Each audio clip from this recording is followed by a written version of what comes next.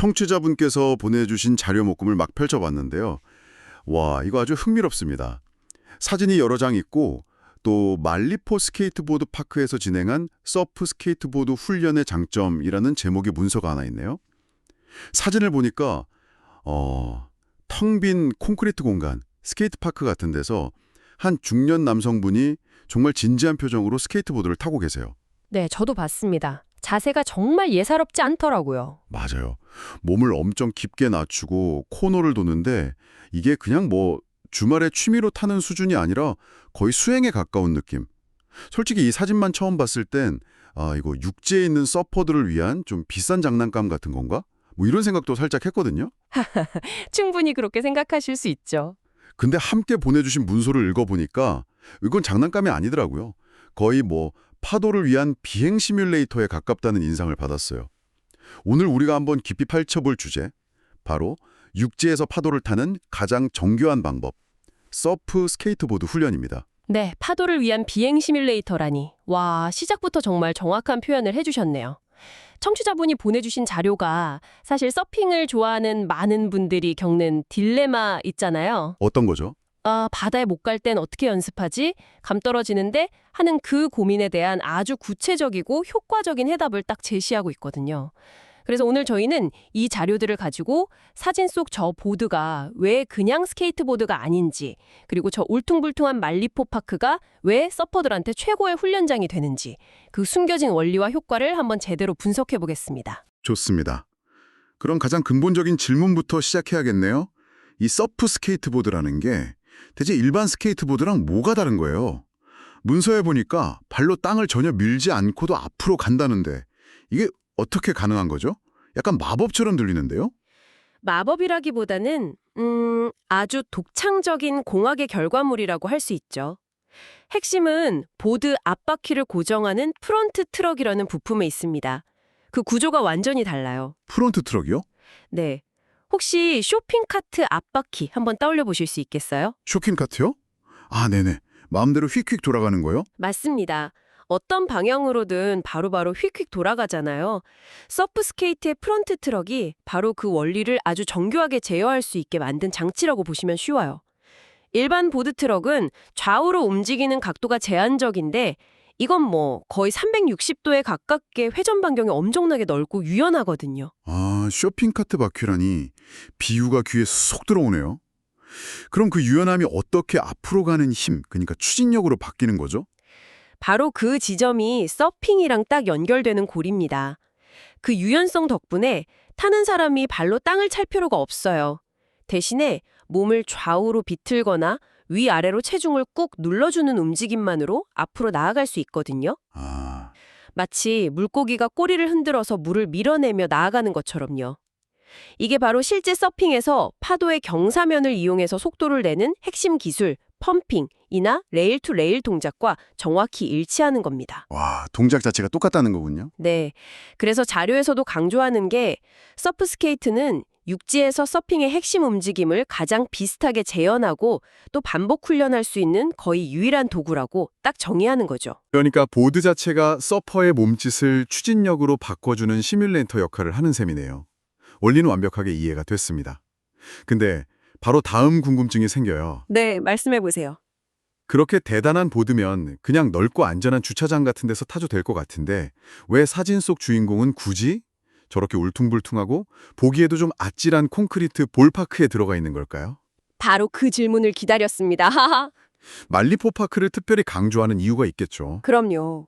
만약 서프 스케이트보드가 비행기 동체라면 볼파크는 그 비행기가 날아다닐 가상의 하늘, 그러니까 지형 데이터인 셈이에요. 자료에서 가장 흥미로운 지점이 바로 이 부분입니다. 볼파크의 다량한 경사와 곡면이 실제 바다의 파도랑 놀라울 정도로 비슷한 환경을 제공한다는 거예요. 파도랑 비슷하다고요? 콘크리트 덩어리가 어떻게 살아 움직이는 파도랑 같을 수 있다는 거죠? 솔직히 머릿속에 그림이 잘 안 그려지는데요. 이렇게 한번 생각해 보시면 어떨까요? 볼파크는 그냥 웅덩이가 아니고요. 수많은 종류의 파도를 그대로 얼려서 굳혀놓은 일종의 파도 도서관 같은 곳이에요. 파도 도서관이요? 네. 저기 사진에 보이는 완만하고 긴 슬로프 있죠. 저게 바로 초보자들이 연습하기 좋은 작고 힘없는 파도의 경사면하고 똑같아요. 반면에 저 남성분이 공략하고 있는 저 깊고 가파른 구간, 저기는 이제 숙련된 서퍼들이 도전하는 머리 위 사이즈의 파도가 부서지기 직전에 그 가파른 면을 그대로 옮겨놓은 거죠. 아하. 그리고 여러 각도의 코너들은 시시각각 변하는 파도의 섹션을 의미하고요. 와, 파도를 어려서 굳혀놓은 도서관이라니 갑자기 저 콘크리트 구조물이 완전히 다르게 보이네요. 그렇다는 건 서퍼가 자기 수준에 맞는 파도를 그 도서관에서 직접 골라서 연습할 수 있다, 이런 의미로군요. 정확합니다. 바다에서는 좋은 파도를 만나려면 사실 운도 좀 따라야 하고 사람도 많고 하염없이 기다려야 하잖아요. 맞아요. 기다리는 게 반이죠. 그렇죠. 하지만 볼파크에서는 내 실력에 맞는 파도 혹은 내가 오늘 도전하고 싶은 난이도의 파도를 그냥 골라서 내가 지칠 때까지 반복해서 탈 수 있는 거예요. 이게 정말 엄청난 장점이죠. 잠깐만요. 여기서 제가 반론을 한번 제기해보고 싶은데요. 좋습니다. 어떤 점이신가요? 그 비유는 정말 멋진데 결정적인 차이가 있잖아요. 파도는 물이라서 넘어져도 괜찮지만 저건 단단한 콘크리트 아닙니까? 넘어진다는 그 공포 때문에 몸이 오히려 뻣뻣하게 굳어서 서핑에 필요한 유연한 움직임을 배우는데 오히려 방해가 되진 않을까요? 아주 날카롭고 중요한 지적이세요. 실제로 많은 분들이 그렇게 생각하시죠. 하지만 자료에서는 오히려 그 반대라고 이야기합니다. 여기서 우리가 주목해야 할 건 피드백의 속도와 명확성이에요. 피드백의 속도요? 네, 바다의 파도는 부드럽고 관대해 보이지만 사실 라이더의 잘못된 자세나 체중 이동에 대한 피드백이 좀 느리고 모호해요. 방금 왜 넘어졌지? 하고 한참 뒤에야 어렴풋이 짐작할 뿐이죠. 근데 콘크리트는 어떻습니까? 피드백이 즉각적이고 아주 정직해요. 정직하다. 네, 체중을 0.5초만 잘못 실어도 보드는 바로 균형을 잃고 그 결과는 아주 명확하게 나타나죠. 아, 그러니까 실수를 하면 즉각적으로 그것도 아주 혹독하게 알려준다는 거군요. 그렇죠. 물론 보고 정비는 필수입니다. 하지만 그 정직한 피드백이 우리 뇌가 올바른 균형감과 자세를 학습하는 속도를 정말 폭발적으로 증가시킵니다. 물 위에서 10번 넘어져야 어렴풋이 깨달을 걸 육지에서는 한두 번의 넘어짐으로 훨씬 명확하게 원인을 파악하고 교정할 수 있게 되는 거죠. 와, 이건 단순한 연습이 아니라 서퍼의 직관을 길러내는 일종의 치트키나 마찬가지입니다. 소퍼의 직관을 기르는 치트키라. 정말 흥미로운 관점이네요. 그럼 그 치트키를 써서 구체적으로 어떤 기술들을 연마할 수 있는지 문서에 나온 내용들을 좀 더 깊이 파고 들어가 보죠. 가장 먼저 보드 컨트롤 능력 향상을 꼽던데요. 네, 모든 기술의 기본이 되는 부분이죠. 방금 말씀드린 그 즉각적인 피드백 덕분에 라이더는 자기의 아주 미세한 움직임이 보드에 어떤 결과를 가져오는지 실시간으로 학습하게 돼요. 예를 들면 시선을 돌리는 것만으로 턴이 시작되고 상체를 살짝만 열어도 턴의 각도가 달라지는 걸 몸으로 직접 느끼는 거죠. 아, 온몸으로요? 네, 이것이 실제 서핑에서 파도의 가장 좋은 길을 찾아가는 라인 그리기 능력이나 보드 위에서의 안정성으로 바로 연결됩니다. 문서에서 레일 사용 감각을 익히는데 탁월하다는 구절이 있던데요.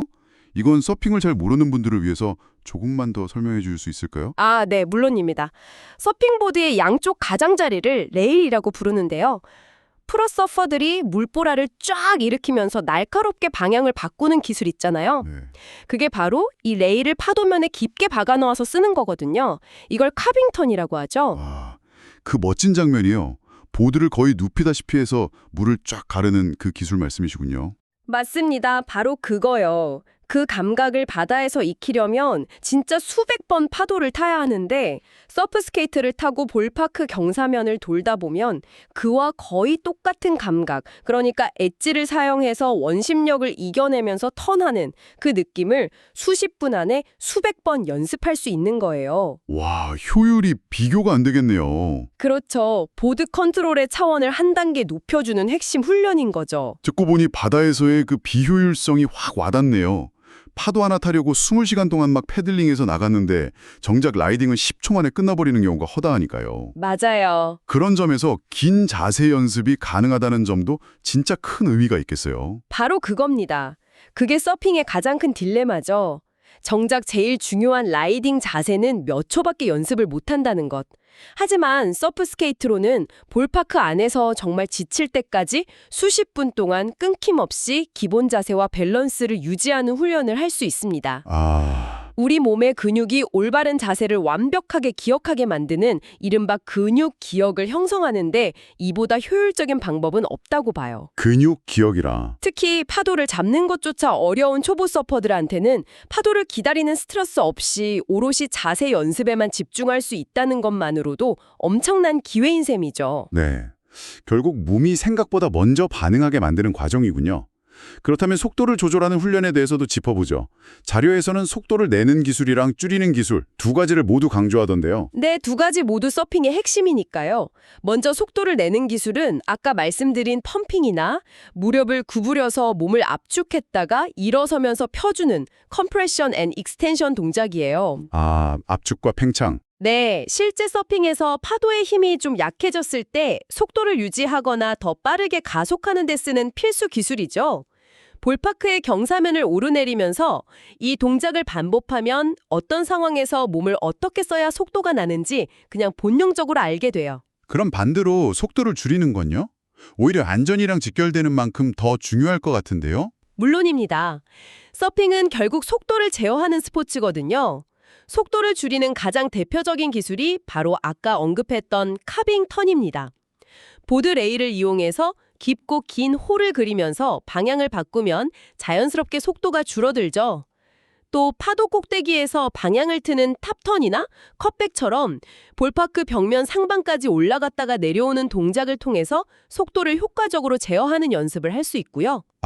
그럼 더 안전하게 연습할 수 있겠군요. 그렇죠. 실제 바다에서는 속도가 너무 빠르면 두려워서 시도조차 못할 기술들을 상대적으로 안전한 여기서는 훨씬 과감하게 반복 훈련할 수 있다는 게 핵심입니다. 설명을 쭉 듣다 보니까 이건 정말 서핑 입문자에게만 유용한 도구가 아니라는 생각이 확실해지네요. 이미 어느 정도 타는 중급자나 상급자에게도 각자 얻어갈 게 분명히 보입니다. 자료에서도 레벨별 활용법을 따로 정리해놨죠? 네, 맞습니다. 서프스케이트 훈련의 가장 큰 미덕 중 하나가 바로 모든 레벨의 서퍼에게 맞춤형 훈련을 제공한다는 점이에요. 자료 내용을 정리해보면 이렇습니다. 먼저 서핑을 막 시작한 초보자에게는 파도 위에서 겪는 그 혼란과 공포 없이 서핑의 기본 원리, 그러니까 체중 이동과 밸런스가 어떻게 작동하는지를 몸으로 깨우치게 해주는 최고의 교본이 되는 거고요. 네. 그리고 중급자에게는 어설펐던 턴 기술을 다듬고 다양한 파도 상황에 맞는 속도 조절 능력을 길러서 정체기를 돌파하게 해주는 아주 강력한 무기가 됩니다. 그럼 이미 웬만한 기술은 다 구사하는 상급자들은 이걸로 뭘 할 수 있을까요? 상급자들에게는 여기가 일종의 연구실, R&D 랩이 되는 거죠. 연구실이요? 네, 더 과감하고 스타일리시한 자기만의 기술을 개발하거나 여러 기술을 물 흐르듯 연결하는 콤보 동작을 연습하면서 자신만의 창의적인 라인을 그려보는 거예요. 이 모든 과정에서 헬멧이랑 보호대를 꼭 착용하고 또 자기 수준에 맞는 지형에서 시작한다면 자료의 결론처럼 정말 안전하면서도 비교할 수 없이 효율적인 성장을 이룰 수 있습니다. 와, 오늘 정말 한 편의 완결된 논문을 읽은 기분이네요. 청취자분이 보내주신 사진 한 장에서 시작된 호기심이 서프스케이트보드가 어떻게 육상 최고의 서핑 훈련이라는 명성을 얻게 되었는지에 대한 깊은 이해로 이어졌습니다. 네, 정말 흥미로운 자료였어요. 핵심을 다시 짚어보자면 서핑의 움직임을 그대로 재현하는 보드의 독특한 메커니즘, 실제 파도를 얼려놓은 듯한 볼파크의 지형, 그리고 이를 통해 얻게 되는 즉각적인 피드백과 근육 기억 훈련, 이 모든 게 합쳐져서 초보자부터 상급자까지 모두를 성장시키는 강력한 훈련 도구가 된다. 이거였네요. 마무리를 하자면 이 훈련법의 진짜 가치는 단순히 기술 몇 개를 더 배우는 데 있는 게 아니에요. 파도가 없는 날, 바다에 갈 수 없는 날에도 서핑에 대한 감을 잃지 않고 내 몸을 서핑에 최적화된 상태로 계속 유지하고 발전시킬 수 있다는 데 그 본질이 있습니다. 청취자분의 자료에 나온 마지막 문장을 인용하면서 끝맺고 싶네요. 서프스케이트 훈련은 서핑을 향한 당신의 열정이 식지 않도록 계속해서 불을 지펴주는 최고의 장작이다. 정말 멋진 마무리입니다. 오늘 우리는 하나의 특정 기술을 향상시키기 위해 전혀 다른 환경에서 그 기술의 본질적인 움직임과 원리를 훈련하는 아주 흥미로운 사례를 살펴봤습니다. 그렇다면 청취자분께서 지금 배우고 있거나 마스터하고 싶은 다른 복잡한 기술들 있잖아요. 예를 들어 악기 연주나 외국어 발음 혹은 프리젠테이션 스킬 같은 것들도 오늘 살펴본 서브스케이트처럼 그 핵심 원리만 추출해서 전혀 다른 방식으로 연습해 볼 수는 없을까요? 여러분의 성장을 가속할 자신만의 육상훈련법은 무엇이 될 수 있을지 한번 생각해 보시는 건 어떨까요?